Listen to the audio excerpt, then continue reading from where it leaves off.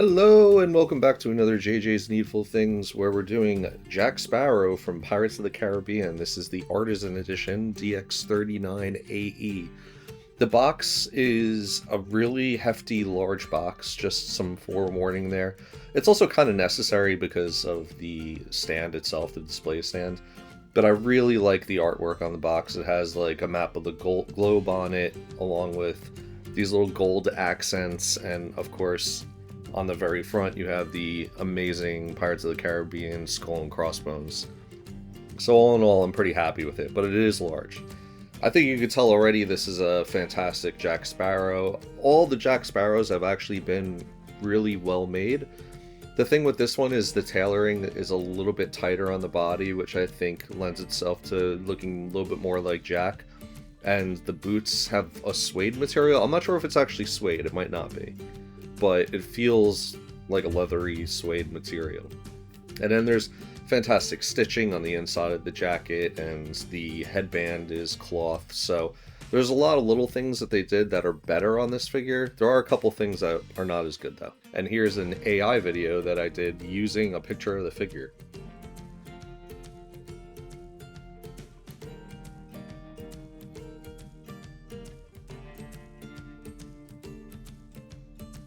Here are each of the head sculpts, and I think that you can see right here that this is the closest iteration of Johnny Depp that we've ever received for a figure.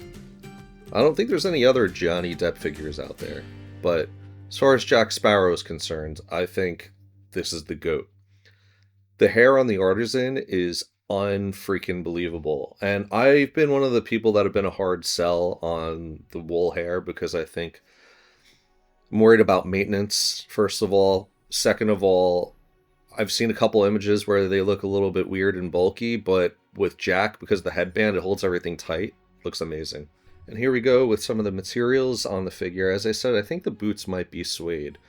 The jacket has some really nice tailoring on it. There's wires that go across the bottom, and then there's a magnet that goes across the red and white piece of cloth that he has over his waist, so that keeps that in like a good position, whereas some of the older figures that would go wild and sometimes it would look a little weird. Some of the weapons are a little disappointing, like the sword's not metal anymore, so that kind of makes me sad, but I think overall it's really nice looking and great materials.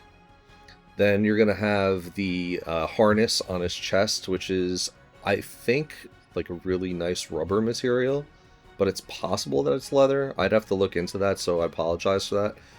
But look at the stitching on the inside of the jacket. It's just a top-notch figure and top-notch materials being used on this.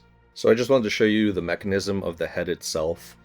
There's a little magnet that sits in the top of the head where the hair is, and then the faceplate, which also should have a magnet on the top of his head, but mine got stuck to the other magnet and came out. I had to glue that.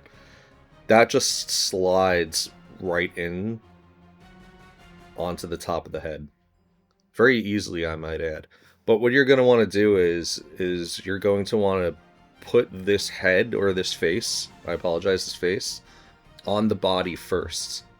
And then you're going to want to slide the hair on, because these two little pieces right here, you have to be really careful with these, and that's the easiest way to do it.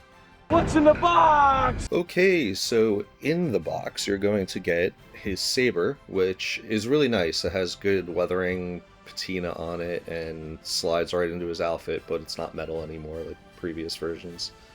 You're going to get these two flintlock pistols, the one on the left, which is pretty standard, then you have a semi-ornate one on the right, which is my favorite. And then you're going to get this treasure chest that really looks nice displayed. It opens up and closes pretty easily. Just be careful with the hinges, they're a little frail. Also, the dagger that slides into, I've actually just confirmed it is a genuine leather belt that's on his figure body, and that slides right underneath it.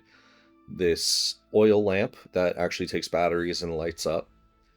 His tubed telescope, which I think is a fun little accessory. And if I remember correctly, I think this is the black pearl in the bottle, which is kind of cool. But that's a really nice one. You could do some funny poses with that. the compass, shrunken head,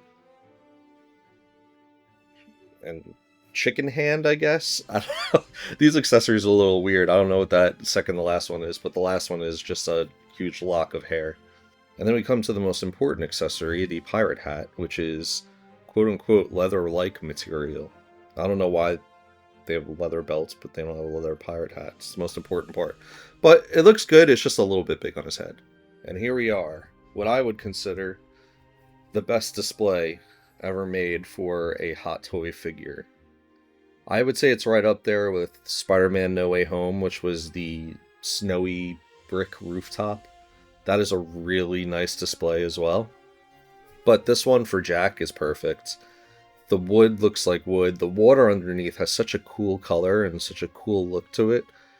And I love the way they fit his nameplate right into it. And then you have the natural rope that runs around the wheel. And the wheel itself spins. So it's kind of cool. I mean, obviously you're not going to have the wheel spinning regularly, but it's cool that you could do it. It's more fun for the purchaser than it is for displaying the figure. It's still just really great looking though. And here we are with the hands. So you get two hands that are sort of extended, stressed out hands for Jack. That could be many things. Two hands for the flintlock pistols. Two pointing hands. And then you're going to get two hands for holding the saber or the bottle or the knife, or there's a ton of things that he comes with that you can use those hands for. And then your typical Jack Sparrow weird hand gesture hands. I think they should have included more of these, but I'm still happy that, we got what we got. Stream close up!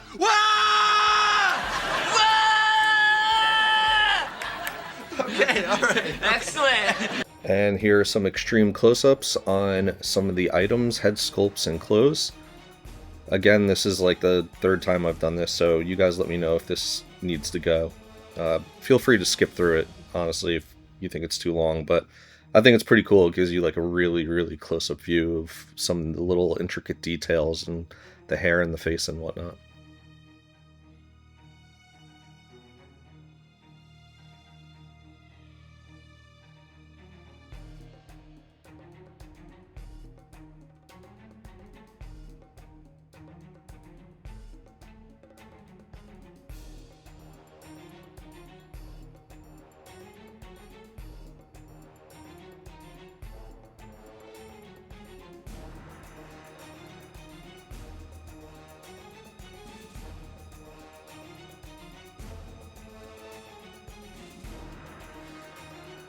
So, positives are aplenty. The face sculpts are the best I've ever seen. The hair is unbelievable. It's a 10 out of 10.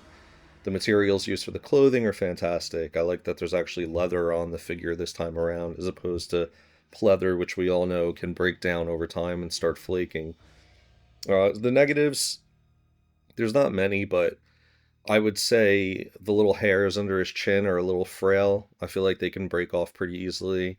I don't like that the sword isn't metal now, it's plastic. The hat is a little bit big for his head. There are ways to position it so it doesn't look as big of a deal. But all in all, this is right up there with the new Heath Ledger Joker Artisan figure. That these are the two best figures Hot Toys has ever made. What's my final score? 9.9 Rs out of 10. Yeah.